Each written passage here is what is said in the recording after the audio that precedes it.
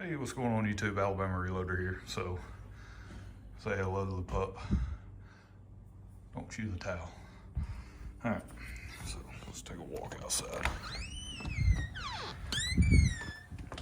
Oh, so that's not normally a sight you see every day in Alabama.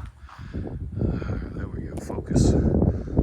And this is not snow, by the way. This is nothing but frozen rain / sleet. And so it's solid ice. I don't even make an indentation when I walk on it. So, you know, I'm a big fella. It's a little cold out here.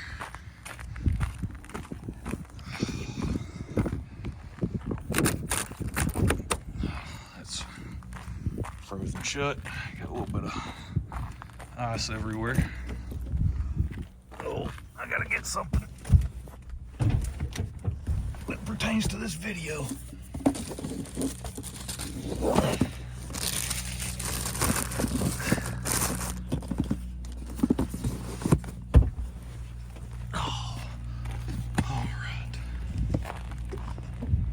Folks riding their side by side. This whole focus thing, it's ridiculous, but yeah, check it out. So, I know in the South, in the deep South, we ain't supposed to have all this cold weather like all you up north folks and out west folks, and northwest folks, but we get it from time to time. Pretty cold, especially for Alabama. It's I think tonight's supposed to get down to like 6 degrees, and with that's Fahrenheit. With wind chill, it's going to be, which is windy right now, but it'll be in the negatives. So, alright, but the main reason for this video, I know you guys have been on pins and needles about this scope being released and finally available to the public. You're probably wondering how in the world I got my hands on such a stellar piece of gear before anyone else, really. I mean, I haven't really seen any videos on this thing, which is incredible given the just the overall brand recognition that this name carries. I would have thought for sure somebody would jump all over this. Dum dum dum. It is the TruGlo TX6 first focal plane tactical rifle scope. TruGlo for when brightness counts. Yeah, so that's kind of, I said all that basically in jest. So, but I came across this. I was looking at scopes the other day and came across this optic, and I was like, you know what? I've given TruGlo a chance in the past. I think CW, my buddy CW, I'm pretty sure he picked up maybe 1 or 2 of the scopes that I had done videos on in the past from TruGlo, and that was a first focal plane optic. I cannot remember the name of it to save my life now, maybe the Penta or something like that. But Midway had a deal on that optic. It was first focal plane. It might have been like a 4-14 or something like that with a mil dot reticle, I believe, something along those lines. $100, $99. And so at the time, couldn't pass that up. I think that was like the cheapest first focal plane scope on the market that you could find, that I could find. And so picked one up, I think I did 1 or 2 videos on it, and it wasn't bad for the money. But now they have come to market with this guy. I've already taken it out of the box, so it's not going to be an unboxing. But they have come to market with this guy with a much nicer feature set than that other one. So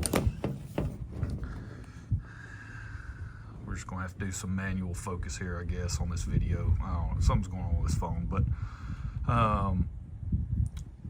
so it is mils.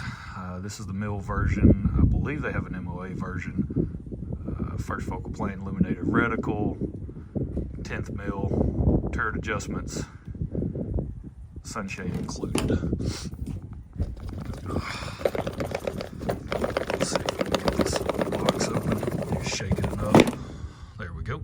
So what's in the box? You do get a nice TruGlo TX6 scope cover. Cool. This is what scope came packaged in. Get your instruction manual, a little cleaning cloth, sunshade, TruGlo sticker, all good stuff. I'm sure a battery is in there also somewhere. Yeah, I'm sure it's down here. Oh, it does come with an included throw lever, so that's pretty cool. And there's little screws around your magnification ring that you can take out and insert one of these levers, so that's actually pretty handy. Yeah, the battery's down in there under the sunshade, so cool stuff. All right, so this is a first focal plane optic geared more toward the tactical application, or those people wanting to shoot, you know, at distance. That's sort of the thing now, is the first focal plane optic. You see a lot of people running those. A lot of people prefer those. PRS style competitions, long range shooting competitions, or competitions where maybe your target distances are unknown, or you need to range them, or something along those lines. A lot of people use those reticles to do all that stuff. And so this guy is a 4 to 24 power by 50 millimeter objective from TruGlo, so not necessarily a name that you would expect to see this type of scope coming from. But I will tell you guys that just sort of out of the box, initial quality, overall build quality and all that, I mean, it's on par. This scope was $229, so 230 bucks, which obviously is a massive difference from that their first entry into this scope style, I guess, first focal plane optic, back when I got that other one for 99 bucks. So this is definitely a big step up, but the features that you get, way better version of a first focal plane scope, in my opinion, than what that first one was. So these, your turrets do have, you do have sort of the locking turrets where you have to lift up on the turret to make an adjustment. Let me see, this thing's rattling on my table here. No, don't know if you guys can hear this. So nice audible clicks, not necessarily super tactile and crisp like you get on something like an Arkin optic. You know, I've had a couple of those, and those things are really nice. The elevation, it does actually line up with the hash mark on your adjustments. The windage does not. It did not line up. So let me show that to you guys. It's pretty cold out here. See that? So that's basically at 0, and you can see that the hash mark is pretty much an in-between almost, to get the turret to actually press down. So you're not truly lined up with the hash mark, which is slightly annoying, a little bit of a pain in the butt, but it is what it is. 30 mil tube, 50 mil objective. Yeah, 4 to 24, everything on this optic. They have a 3 to 18 version that I almost pulled the trigger on, but then I started thinking, I was like, for this, the clarity on the glass and the quality of the image as you increase in magnification probably isn't going to be that great. It's probably going to get pretty dark toward the top end, no matter which version you go with, 3 to 18 or the 4 to 24. So since they were pretty close on the low power, 3 to 4, you know, you could pick one or the other. I did opt for the 4 to 24 just to have more of a usable optic at a higher magnification, right? If you go to that 3 to 18, you're going to be getting pretty cloudy, probably up starting around 14, 15, somewhere in that range. And I wanted to be able to use this all the way up to, you know, somewhere around that 18 power range. I know anything beyond that is probably gonna, you know, get a little dark, get cloudy possibly on the image quality, and just overall not be that great once you get to the top end. And that's not a, you know, exclusive just to this optic. I mean, I've seen that on several budget oriented optics where the higher you go in magnification, the image, yeah, it just sort of washes out. It's not that great. Higher end stuff, obviously that's what you're paying for. You're paying for extremely good glass when you go to something like, you know, obviously higher end optics. This one is made in China, so if that means something to you, then don't buy it.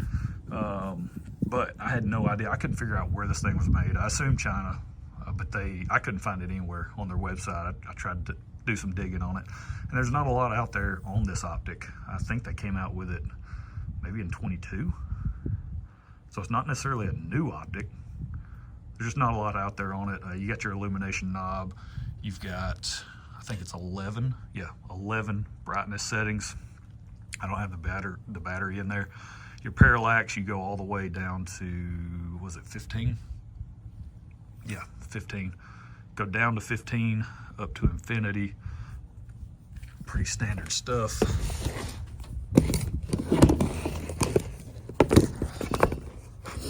Let's sit it right there.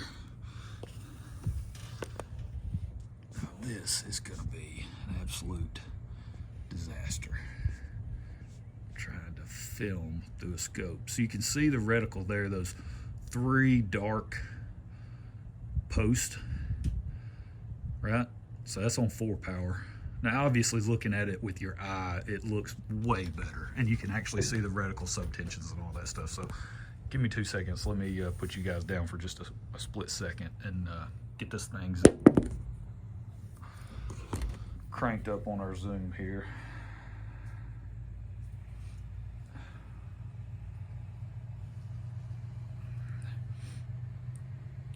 Okay, so that was 4. I'll go to 10 power just to see if we can see the reticle subtensions any better.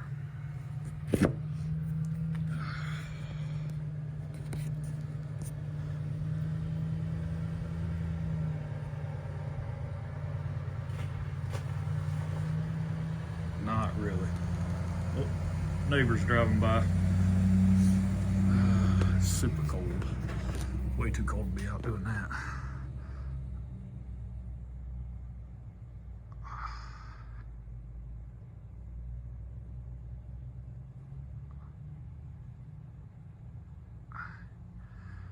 You guys get the idea, right? There's some hash marks in there vertically and horizontally, right? So you can do your holdovers and all that fun stuff. Really neat optic. I think they actually knocked it out of the park, in my opinion. TruGlo. Again, this is not necessarily their forte. This is not something that they're sort of a leader in, if you will, is this style of optic. But in my opinion, I think they did a really good job. Turret layout, pretty straightforward. You just pull up on it and then go up, go down, whatever adjustments you need to make, left, right. The clicks are audible. The turrets are mushy, slightly, not super tactile and firm. Again, not like something like an Arkin. Overall though, for the magnification range that you get, 30mm tube with a very usable reticle, I'm a big fan. You know, if you guys are interested in something like this, definitely go check them out. I think on their website, I think they're actually running a buy one, get one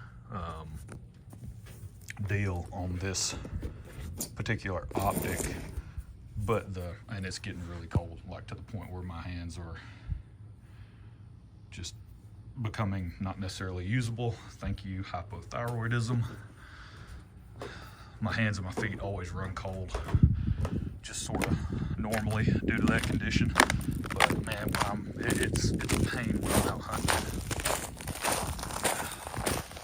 But yeah, I think they hit a home run, in my opinion, with this optic. Again, I'm gonna get it mounted up on something. I haven't decided what exactly, but I'm gonna get it mounted on something and see how it handles recoil. Oh, check out the deep freeze. Oh man, this thing just will not. I gotta get a new phone or something. This is ridiculous. Just won't focus. All that good stuff from those deer I killed. So, oh man, my hands are killing me. All right, Well, guys, that's where we're going to leave it. This 15-minute video. Majority of it was, well, almost all of it was spent out here in the freaking single-digit temps. So I got to get back in the house because my hands are actually hurting pretty bad at this point. But go get you one. If it's, come on, focus. Yeah, go get you one. Go pick one up. I think you'll like it. It's got pretty good weight to it. I'm digging the reticle. So yeah, I'll report back though. I'll get this thing mounted and put some rounds down range and let you guys know what I think. So, all right, that's it. Hope you guys enjoyed it. We'll catch y'all next time. Y'all have a good one.